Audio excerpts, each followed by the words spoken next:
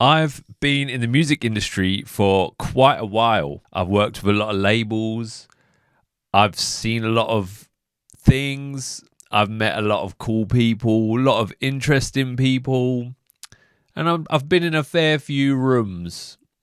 And here's the 5 things that I've learned, 5 top things that I believe every good producer does. Starting at number 5, you got to stick around to number 1, and I'm leaving that at the end because I want to get my watch time up. Just a bit of transparency for you there, to be fair, because you deserve it. Starting at number 5 is drums. Every top producer, in my opinion, has sick drums. And you need to have sick drums too if you're a producer and if you're starting producing or if you're in the midway through of your production journey. Just working on the mix down of your drums, working on the quality of your drums. There's a lot of good drum samples from sample packs, also Splice, and also there's a lot of good tutorials on how to create your own drums with drum synthesis. But this is a hugely important thing, and also looking into the mix down of your drums as well, and just the progression of your drums. I talk about this a hell of a lot in my Patreon when I'm doing feedbacks for people. I do feel like it's the number one thing that I end up referring back to. I have videos which I'll like link to people to say, check out this video to decipher what they need. I'm always going back to drums. And just a quick story.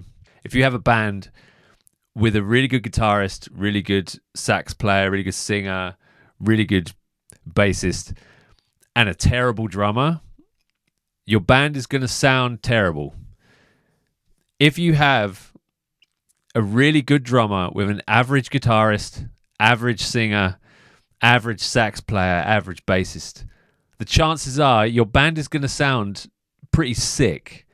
I don't know why it is. I don't know the dynamics or the reasoning behind it. I've just been told this, and I think I've noticed it myself as well over the years.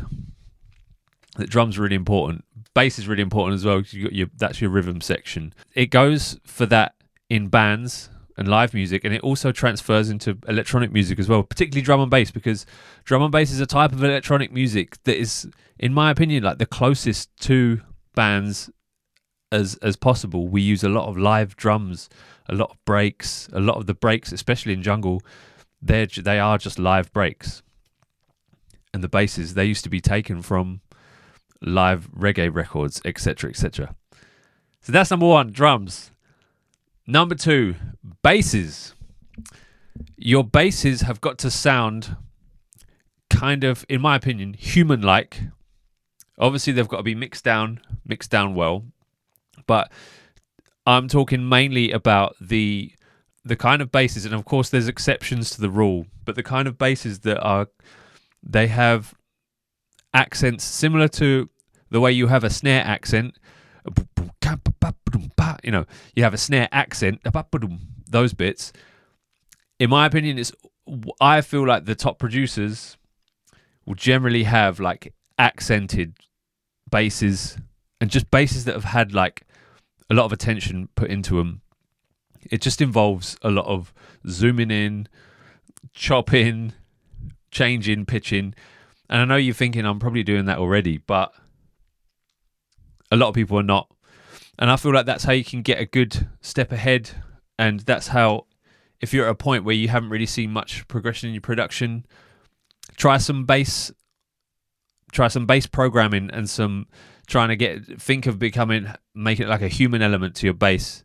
If you've got very very rigid 16 beats, try going on the 1/12 on your bass just for one bit, then continue to make it feel like it's like it's talking, like it's flowing, like you would in a conversation. So that's my second one, bass. Number 3, originality and finding your sound. This is really important. I think all the top producers, you can really differentiate whose tune it is.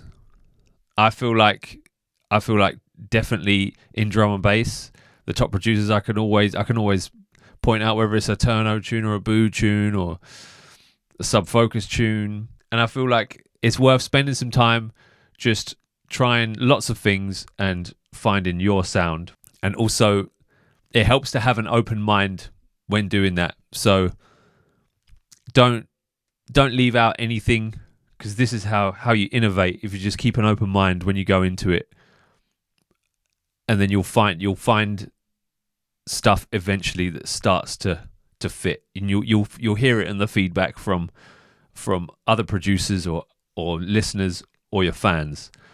So I feel like that's really important. Fourth one, this is really important.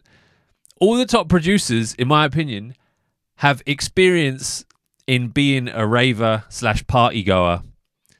They know what it's like. They know what it's like to be on the dance floor. They know what it's like to be having a sick time. And you know that in front of a huge set of speakers, this is where the electronic music, this is what it's for. If it's a dance floor tune, I'm talking more about dance floor tunes rather than radio tunes. It feels, when you walk into a club with a good sound system, you can tell that the track is made for that sound. That the sound system is made for a sound system. It sounds all right in the car, but really and truly, you get the full shebang in the sound from the sound system. So it's about experience. It's about knowing what it's like to be front left and sweating out. So if you are struggling for inspiration, or even if you're like not struggling for inspiration, it's always helpful to just go out and have a good time, because you can get inspired. I find I always get inspired from after a good event, and I think it's important to do that. And I think all the top producers, they might not do it now, but I think they have done it. They have done it, or they have experience, and because that's, or wherever that love would have come from.